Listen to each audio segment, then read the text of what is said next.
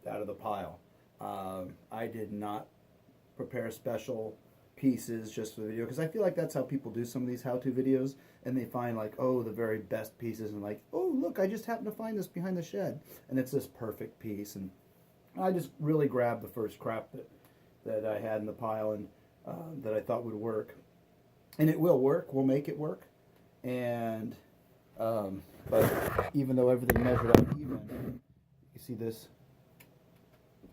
leg is off a little bit, but everything will settle once we put it all together and we put weight on it. Everything will settle, and if there is anything that we need to adjust, that's why we have tools. And I have had occasion to where I just had to adjust a little bit on one, maybe cut a little bit off the end, or even sometimes just sanding it, just putting a sander on it a little bit. But really, these chairs sort themselves out. Once you get everything put together and you put them outside and you sit in them a bit, they sort of, they sort themselves out, and everything evens out. And every single chair I've probably made a dozen chairs, and they all sit and are very comfortable, and they don't rock, and they've just sort of settled in. So anyhow, just but maybe be a little more choosy about the wood you pick. Some of these have got to be one. This piece here had a date on it that said like it was like 1967. So who knows how many times this thing's been run around with all kinds of stuff on it. So anyhow, let's get back to work. Okay, quick little tip. When you take these apart and you go to glue, because of the angles, you might be a little confused on where to put the glue. The first time I made one of these, I put glue all over this area, and then when I put them together, I realized I had glue in all these exposed parts that weren't touching. Really simple. Just take a pencil, trace a line on both this piece, and then go to the other side, and just put a little light line here, a little light line there, and then when you take it apart,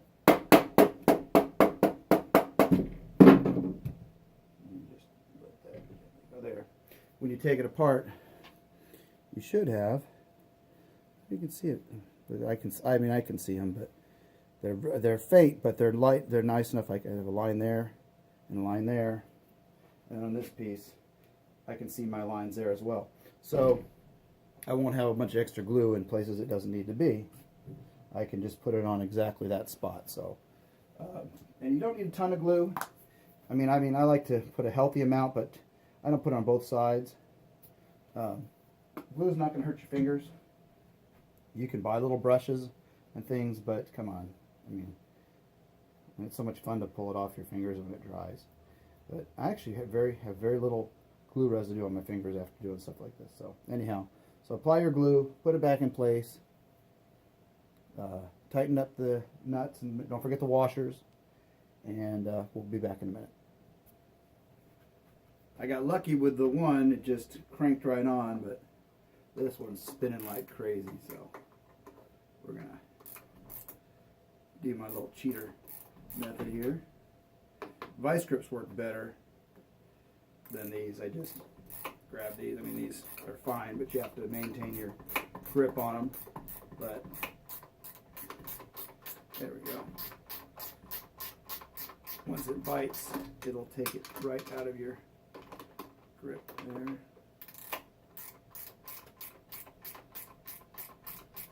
Usually it'll bite and you don't have to do that other method where you go around the other side, but yeah, it's in there, so nice and tight. It's dug in.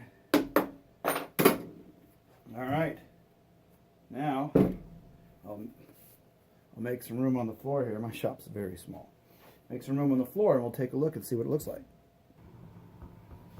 Alright, well, so I got the frame down on the floor here, and it's